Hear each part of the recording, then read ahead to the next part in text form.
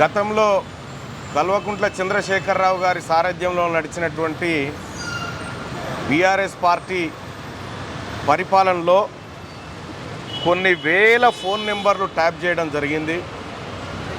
ప్రజాస్వామ్యాన్ని కూనీ చేస్తూ మా అందరి ఫోన్లను ట్యాప్ చేస్తూ మమ్మల్ని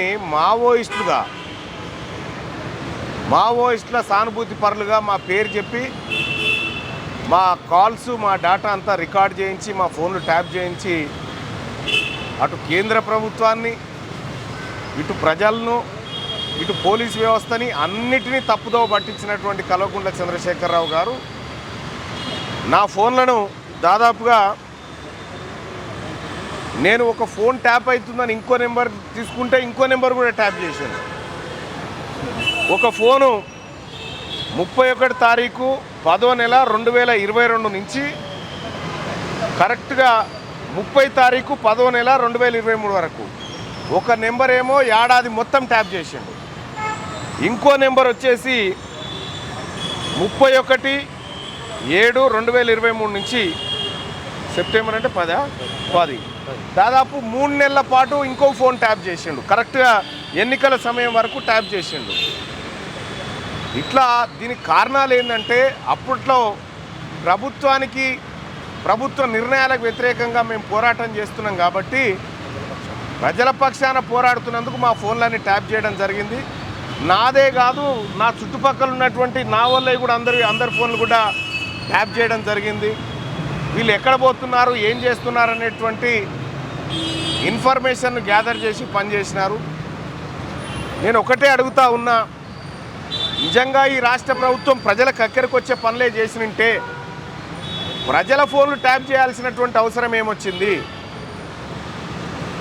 ఇప్పుడే కొద్దిసేపటి క్రితమే అధికారులు వీటికి సంబంధించినటువంటి అంటే వీళ్ళు కేంద్ర ప్రభుత్వానికి ఏమని పెట్టుకున్నారు, ఆ జియో వాళ్ళకి ఏమని పెట్టుకున్నారంటే వీళ్ళు మావోయిస్టులు సానుభూతి పరులు, వీళ్ళ డాటా కావాలి, సిడిఆర్ కావాలని చెప్పి పెట్టుకున్నారు. ఆ ఈమెయిల్స్ అని చూడడం జరిగింది. అలాగే అధికారులు వాళ్ళకు ఉన్నటువంటి సమాచారం ప్రకారం కొన్ని ప్రశ్నలు అడగడం జరిగింది. అవి దాదాపుగా టాలీ అయినాయి. నేను గతంలో ఏ అంశాలు ఈ ట్యాపింగ్కు దారి తీసినాయి, ఏ అంశాలు మీకు అనుమానాలు కలిగినాయి అంటే ఆ వివరాలన్నీ అందించడం జరిగింది. ఇక్కడ క్లియర్గా తెలుస్తున్నటువంటి అంశం ఏంటంటే కల్వకుంట్ల చంద్రశేఖరరావు ప్రభుత్వం కనుక పోకపోయిన ఉంటే ఈ అరాచకం ఇప్పటికి కూడా కొనసాగేదేమో. ఇది ఎవరికి అర్థం కానటువంటి పరిస్థితి. ఆ ప్రభుత్వం దిగిపోయింది కాబట్టి ఇవాళ ఇవన్నీ బయటకు వస్తూ ఉన్నాయి. ఈ ఫోన్ ట్యాపింగ్ వ్యవహారం అనేది చాలా తీవ్రమైన నేరం. ఎందుకంటే సామాన్య ప్రజల్ని మావోయిస్టులుగా, సామాన్య ప్రజల్ని దోషులుగా చూపిస్తూ ఫోన్లు ట్యాప్ చేసినటువంటి కల్వకుంట్ల చంద్రశేఖరరావు గారికి, ఈ కార్యక్రమంలో పాల్గొన్నటువంటి దుర్మార్గులు ఎవరైతే ఉన్నారో వాళ్ళందరినీ కఠినంగా శిక్షించాలి.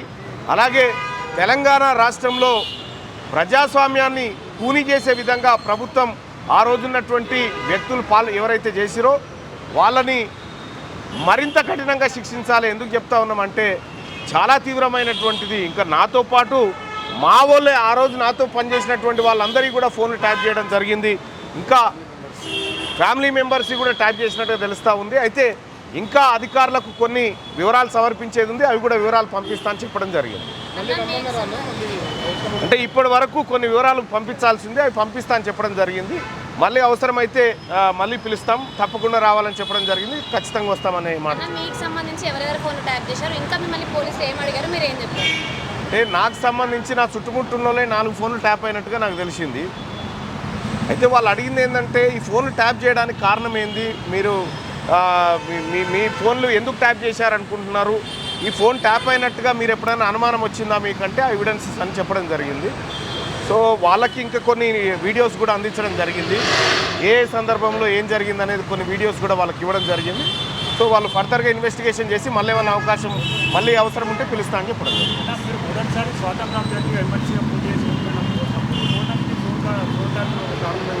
100% అదే ఫోన్ ట్యాపింగ్ అప్పుడు జరుగుతూనే ఉంది.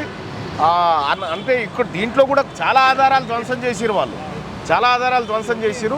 నేను అప్పుడు ఎన్నికల్లో పోటీ చేస్తున్నటువంటి సమయంలోనే ఇక మా వాళ్ళ అనుచరులు అందరి ఫోన్లు అక్కడే ట్యాప్ చేసిరు. అన్ని ఎవరెవరితో మాట్లాడుతున్నారు, ఎవరెవరితో ప్రజల్ని కలుస్తూ ఉన్నారు, ఎన్నికలను టార్గెట్గా వాళ్ళు ఫోన్లు ట్యాప్ చేసినారు. వాళ్ళ అధికారం నిలుపుకోవడానికి చేసినటువంటి ప్రతి దుర్మార్గాల్లో ఇది పెద్ద దుర్మార్గం.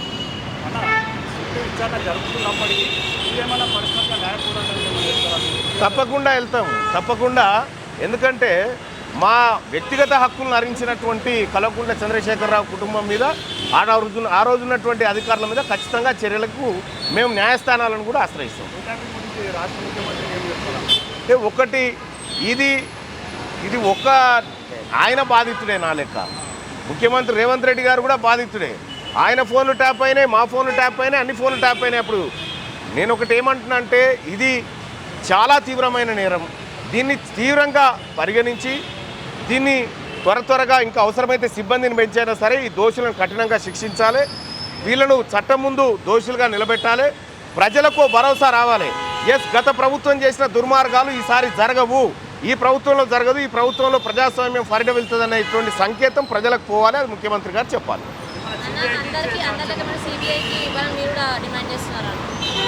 సిబిఐకి ఇవ్వాలి అనేది కాదు, కానీ ఇందులో ఈ సిట్ ఎంతవరకు న్యాయం చేయగలుగుతుందో పరిశీలించిన తర్వాత చెప్తాం. ముందే ఈ సిట్టును బదనాం చేయడం ఎందుకు? 6వ తరగతి నుండి 10వ తరగతి విద్యార్థులకు గొప్ప అవకాశం. ఏపీ, తెలంగాణ మరియు సిబిఎస్ఈ విద్యార్థులకు ఎలాంటి అడ్మిషన్ ఫీజు లేకుండా సంవత్సరానికి కేవలం 1000 రూపాయలకే ఐఐటీ స్టాండర్డ్స్ తో ఆన్లైన్ ట్యూషన్స్ చెప్పబడును. 15 ఏళ్ల సుదీర్ఘ అనుభవం గల ఫ్యాకల్టీతో క్లాసులు నిర్వహించబడును. ఇప్పుడే ప్లే స్టోర్ నుండి ధర్మవాహిని యాప్ ని డౌన్లోడ్ చేసుకోండి. వివరాలకు సంప్రదించండి 7893051526.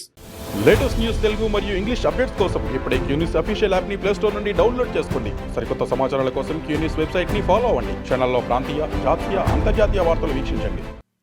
లైక్ చేయండి.